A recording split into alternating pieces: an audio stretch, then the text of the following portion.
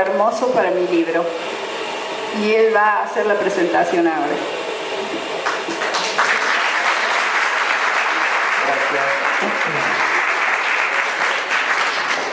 Bueno, buenas noches a todos. Gracias por estar aquí y en especial gracias a Julia por ofrecerme la presentación del libro. Bueno, cuando Julia me ofrece la presentación del libro, yo intenté de todas maneras de convencerla de que no, pero fracasé rotundamente. Intenté convencerla que no por dos razones. Primero, porque nunca hice algo como esto. No soy un crítico literario y mi aproximación al arte no es desde ese lado. Pero bueno, Julia insistió que no importaba eso. Y el segundo punto por el cual no quería, no lo voy a decir todavía, lo voy a decir desde un ratito. Bueno, como Julia dijo, nos conocimos hace 30 años más o menos, cuando al comienzo yo quería hacer teatro infantil con Lisandro Selva, en la primera obra que fue El Tucán Escocés, y nos conocimos. Ella hacía la escenografía. Luego de eso, en la primera obra que escribí, que fue Hombres Palomas, ella fue la escenógrafa de esa obra. Luego de eso, en la primera obra que dirigí, que fue Camburí, ella también fue la escenógrafa de esa obra. Recuerdo que cuando trajo la escenografía, trajo 3 cubos y me dijo, esta es la escenografía. Yo miré un poco asombrado y dije, bueno, ¿qué podemos hacer con esta escenografía? Y ella comenzó a desarmar esos cubos que hacían realmente unas cosas maravillosas y tenían posibilidades increíbles, por la cual fue premiada por esta escenografía. Luego también en la ópera rock hizo la escenografía. Me acuerdo cuando trajo su maqueta, que era toda hecha de maderita balsa, una maqueta así donde les mostraba la escenografía. Y en realidad esa escenografía nos sirvió al grupo de la ópera como darnos fuerzas para lograr eso. Esa era nuestra meta. No teníamos un peso partido por la mitad, no sabíamos cómo íbamos a hacer una escenografía tan tremenda, pero sabíamos que a eso queríamos llegar, y cada vez que no teníamos fuerza y perdíamos las ganas, decíamos, a eso apuntamos. Y estaba la escenografía de Julia. Después, Julia dejó de trabajar conmigo, y cuando Julia dejó de trabajar como escenógrafa conmigo, me dediqué a hacer obras de teatro en la oscuridad sin escenografía. Por eso lo abandoné como escenógrafa. Me traicionó, empezó a hacer obras en la oscuridad, yo no pude hacer más mi trabajo. Pero bueno, esto es parte de otra historia, parte del teatro, digamos, y lo que nos convoca acá es este maravilloso libro, Los 5 sentidos de mi vida animal. Lo primero que quería decir es que, en general, voy a hablar de impresiones, ¿no?, al hablar de este libro. En general, en nuestra vida, sobre todo cuando somos jóvenes, y en mucha gente se mantiene esto hasta la muerte, toda nuestra visión está enfocada hacia el exterior, hacia cosas externas, ¿no?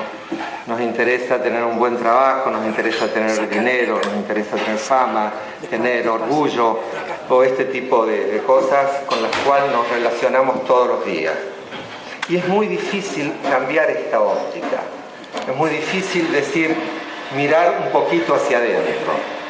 En general, las cosas que nos hacen cambiar esta óptica son hechos trágicos. Muertes de seres queridos, finales de relaciones, partida de los hijos, en fin, algún hecho trágico que nos sitúa en un lugar donde nos dice, pucha, la vida no era lo que yo pensaba. Tanto tiempo tratando de lograr cosas externas y ahora me doy cuenta que tal vez la vida pase por otro lado. Pero por suerte, no solo hechos trágicos nos hacen cambiar esta mirada. También hay determinados eventos artísticos o poéticos que logran abrirnos el corazón. Muchas veces cuando escuchamos una buena música o vemos una buena obra de teatro o una hermosa pintura, algo pasa en nosotros, que nuestro corazón se llena de poesía y que decimos queremos ser de alguna manera mejores personas, de alguna manera algo pasa en nosotros.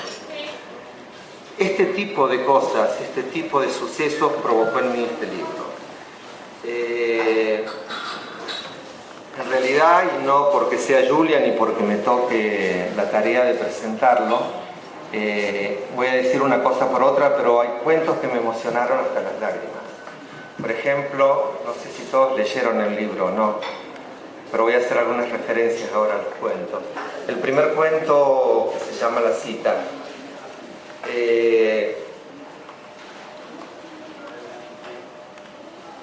tiene partes realmente que son maravillosas. Yo a veces, personalmente, en mi casa hago un ejercicio, ¿no? Les voy a confesar. Acá está mi familia, mi mujer y mis hijas. Y a veces cuando estamos en mi casa, en el invierno, con un fuego prendido o demás, y estamos bajo cualquier situación pasándola bien, yo pienso y me imagino de acá 50 años, cuando seguramente ya no voy a estar.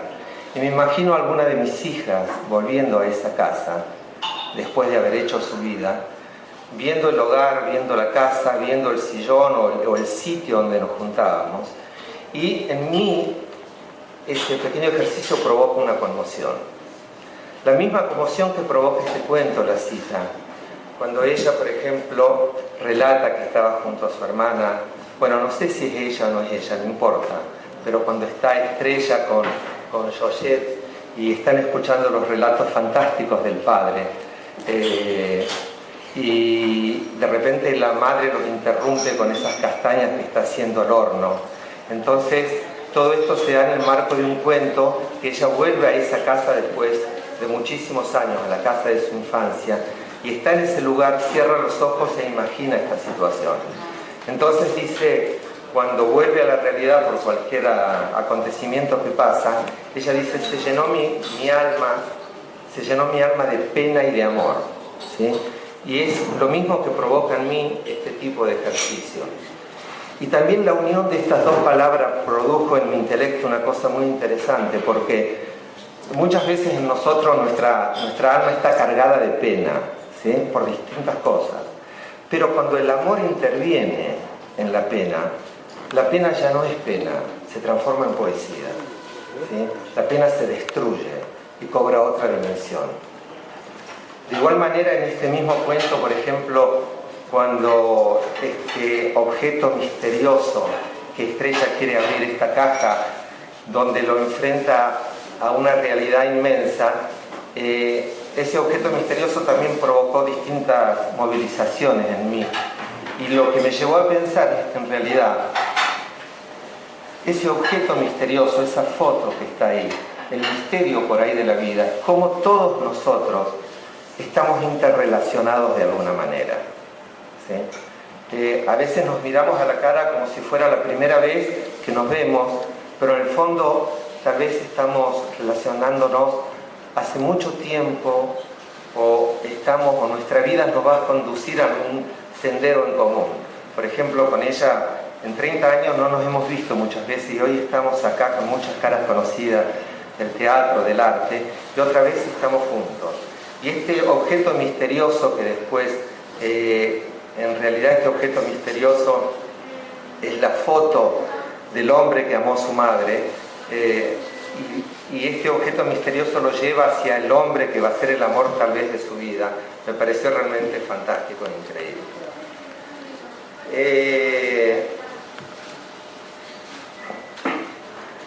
También es muy difícil cuando uno lee este libro no imaginar a Antonio. Antonio también lo conozco hace más tiempo que a Julia, porque antes de conocerla a ella, en una época yo quería estudiar piano y él fue mi profesor, mi primer profesor de piano.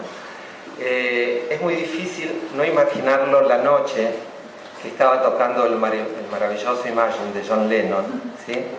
Y yo con él hicimos un viaje, y Julia también un viaje a México, y me acuerdo que cada vez que nos gustaba algo Antonio hacía así, ¿no? Y esto me quedó grabado en la mente.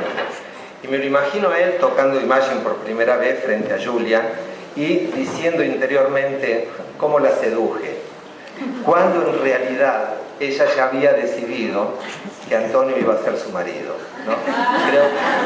Creo que él no imaginaba eso. Este libro también me transformó a mí en un espectador de lujo, ¿sí? ¿Qué quiere decir un espectador de lujo? Cuando ella está en su viaje en Italia y está en ese momento lavando la ropa y está con chicos que lloran y otros que tocan la guitarra y está con el tema de la comida y etcétera, etcétera, y de repente mira esa luna maravillosa que está como telón de fondo con ese pueblo de Italia y queda deslumbrada por eso y va corriendo a buscarlo a Antonio y lo llama y le dice: vení, juntemos, vení juntos, vamos a ver esta luna. Y quedan mirando esa luna hasta que toda la aldea empieza a apagarse y los envuelve la oscuridad. En realidad yo me sentía absolutamente sentado entre ellos dos presenciando esa maravillosa luna. Entonces gracias en ese momento por invitarme a ser un espectador de lujo con ustedes. Nunca Julia me habló de su familia, nunca. En realidad no hemos tenido ese tipo de charla, pero en este libro me los presentó a todos, ¿sí? De una manera maravillosa. Me presentó a su madre, a Bambina, con su pequeña cintura y sus tacos maravillosos que usaba, con su mirada firme y su ternura, con esa descripción fantástica que hace del día que ella muere, cuando Julia dice: toda lágrima va a ser poca para llorarla. Y cuando dice algo así como que el viento del sur oscureció todo el cielo y aulló. La verdad que me pareció tan profunda esa descripción de la muerte de un ser querido y algo bastante similar a lo que yo sentí cuando murió mi propio padre. También de su hermana, de Georgette, que está presente en cada uno de sus cuentos de una manera increíble. Me lo imagino el día que la envolvieron con una sábana blanca y le pusieron unas campanas y el gorro frigio en el día patrio. Lo que no me imagino muy bien, en realidad, es qué sintió Georgette cuando le cortaron las trenzas. También, bueno, otra cosa maravillosa del libro es haber conocido al primer amor de su vida. Que lo siento, Antonio, no eras vos, sino era el hombre mosca, si no me equivoco, del circo. No sé cuántos años tenía, pero me parece maravilloso. 9 años, cuando se enamoró de ese hombre, y me imagino diciéndole al padre: me voy de casa, me voy con el circo. Y luego cuando el padre le dijo que no, por supuesto, llorando a la noche cuando el circo pasaba y despidiendo al hombre de su vida.